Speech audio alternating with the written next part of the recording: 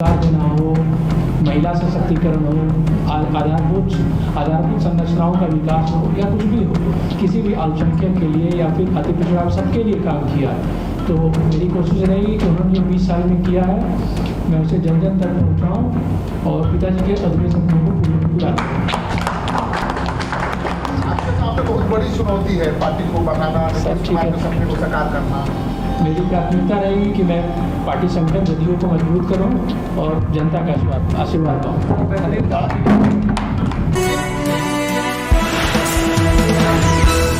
अमित जी को बहुत बहुत धन्यवाद देता हूं, उन्होंने गीत गाया, बहुत बहुत बधाई और धन्यवाद।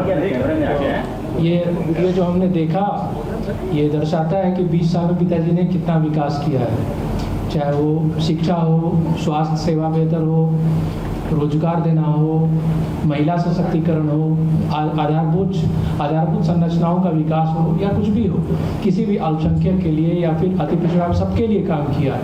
तो मेरी कोशिश रहेगी कि उन्होंने जो 20 साल में किया है मैं उसे जन जन तक पहुंचाऊं और पिताजी के अधूरे सपनों को पूरा करूं।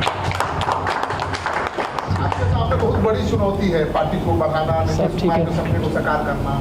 मेरी प्राथमिकता रहेगी कि मैं पार्टी संगठन जदयू को मजबूत करूं और जनता का आशीर्वाद पाऊं।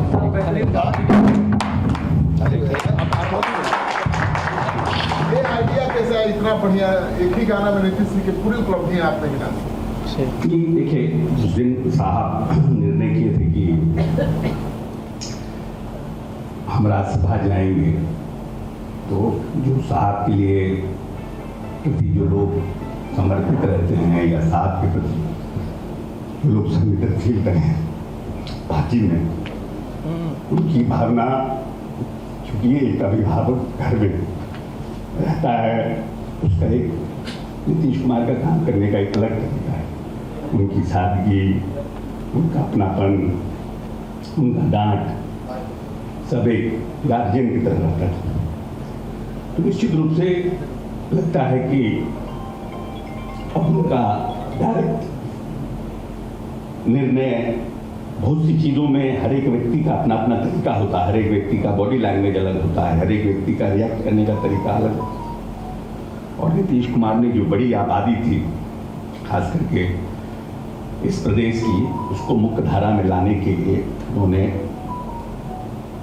कानून बना करके उन्होंने प्रयास किया, चाहे वो पंचायती राज व्यवस्था में दलितों का आरक्षण हो, महिलाओं का आरक्षण हो, अति पिछड़ों के लिए उन्होंने न्यायिक सेवा में जो लड़ाई लड़ी, तो हर तरह से उन्होंने बहुत काम किया था। हम लोग चाहते थे कि नेता 5 साल और इस बिहार को, जो उनका सपना था समृद्धशाली बिहार, अभी हम समृद्धशाली नहीं हो पाए हैं, हमारा per capita income national per capita income से कम है। तो एक समृद्धशाली बिहार का निर्माण उनके रहते होता, तो उन्होंने जो सपना देखा था उसको खुद वो पूरा कर दिया। लेकिन फिर भी अब क्योंकि अब माननीय नेता का निर्णय था कि हम चौथे हाउस में भी जाएं, तो हुआ कि जब जा रहे थे तो मन में विचार आया, और अमित जी एक जगह गाना गा रहे थे, तो हमने इनको बुलाया अपने घर पर और बोला कि इस कार्यक्रम के बाद आप आइएगा।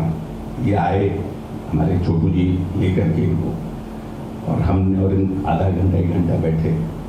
हमने बोला कि इस तरह से लगाइए कि लोगों को अपने नेता के प्रति जो भाव है उससे अपनी जनता कनेक्ट कर सके, क्योंकि पूरा प्रदेश जो है वो नीतीश जी के चौथे हाउस में जाने के मतलब सब कुछ इतना अचानक हुआ और इतना निर्णय कर लिए नेता अपना जल्दी कि लोगों को लगता था कि नेता भी थोड़ा दिन और रहते, क्योंकि एक विश्वास है, क्योंकि नीतीश कुमार प्रदेश के मुख्यमंत्री नहीं, नीतीश कुमार इस प्रदेश के अभिभावक।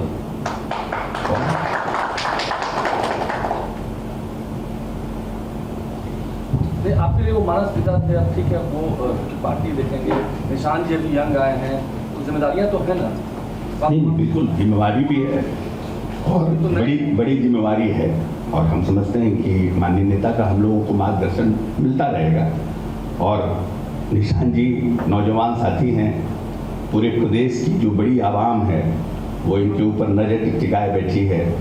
मैं समझता हूँ कि उन जो माननीय नेता का जो अधूरा सपना है, जो बड़ी आबादी को राजनीतिक, आर्थिक और सामाजिक ताकत देने की जो उनकी चिंता थी, उसको निशान जी पूरी ताकत के साथ पूरा करेंगे। डिप्टी सीएम क्यों नहीं स्वीकार किए बात? ये सब ये एक समय आएगा तब आप प्रेस कॉन्फ्रेंस करेंगे, बात करेंगे, सब कुछ बताएंगे। और इन्होंने पहले ही कह दिया कि मेरी प्राथमिकता संगठन, हम संगठन को मजबूत करना चाहते हैं।